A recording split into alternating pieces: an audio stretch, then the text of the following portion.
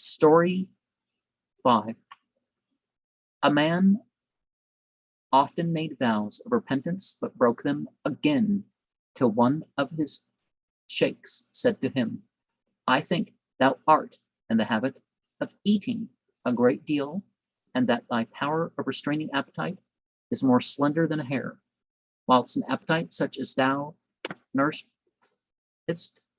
would rupture a chain, and a day may come when it will tear thee up. A man brought up a wolf's whelp. When it was brought up, it tore him up. Now, some people are going to judge not based on the situation of the person acting, but on themselves. How much sleep they need for their health, how much food they need for their health, the types of food that they need for their health. Now, ethic based on what's available is a different story entirely.